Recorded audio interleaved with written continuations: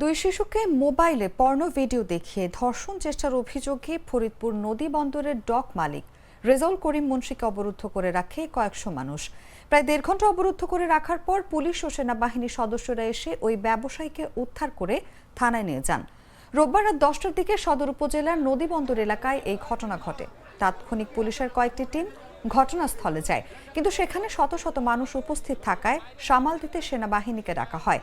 তবে পুলিশ ও সেনা সদস্যরা আসার আগেই উত্তেজিত জনতা অভিযুক্ত ব্যবসায়ীকে মারধর করে। ওই দুই শিশুর পরিবারের সঙ্গে যোগাযোগ করে নিয়ম অনুযায়ী আইনগত ব্যবস্থা নেওয়া হবে বলে জানান ফরিদপুর কোতোয়ালি থানার ভারপ্রাপ্ত কর্মকর্তা মোহাম্মদ আসাদুজ্জামান।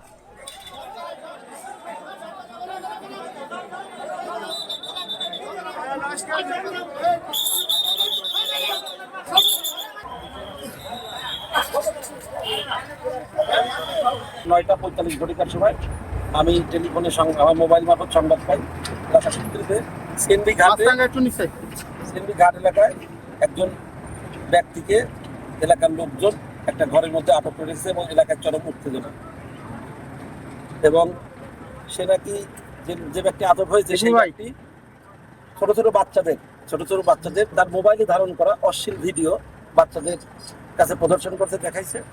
বাচ্চারা সেটা তাদের অভিভাবকদের কাছে এসে জানালে তখন অভিভাবকদের মাধ্যমে এলাকায় এটা ছড়িয়ে পড়ে। বর্তমান অবস্থার প্রেক্ষাপটে এই বিষয়টা এলাকায় চরমভাবে ছড়িয়ে পড়ার প্রেক্ষিতে এলাকার শত শত লাস্টে দেখছেন আপনার হাজার হাজার জনতা এখানে তাদের আটক করে রাখে। এই সংবাদ পেয়ে আমি দ্রুত আমার পুলিশ টিম সহ এখানে হাজির হই। তার পরবর্তীতে আমি আমার সিনিয়র অফিসারদের জানাই, আমি আমাদের লোকাল যে সেনাবাহিনীর ক্যাম্প আছে স্যারদের সাথে কথা বলি। দেখছেন সেখান থেকে সেনাবাহিনীর টহল গাড়ি আসে, তখন আমরা সেনাবাহিনী এবং আমরা পুলিশ মিলে এখানকার জনতা দ্বারা উত্তেজিত ছিল তাদেরকে আমরা শান্ত করতে সমর্থ হই। শান্ত করে বোঝায় আমরা সেই লোকটাকে আমরা পুলিশ হেফাজতে। আমার একটা স্মার্ট সিদ্ধান্তে 25% গ্যাসের খরচ কমেছে। ভাবছেন কিভাবে? সাধারণ গ্যাস স্টোভ বদলে আমি এনেছি আরএফএল গ্যাস স্টোভ। এর সাইন্টিফিক নজল ও ব্রাস বার্নার ক্যাপ সমানভাবে তাপ ছড়িয়ে রান্না করে দ্রুত, তাই গ্যাসও বাঁচায় 25%, টাকাও বাঁচে 25%। আরএফএল গ্যাস স্টোভ নিরাপদ ও গ্যাস সাশ্রয়ী।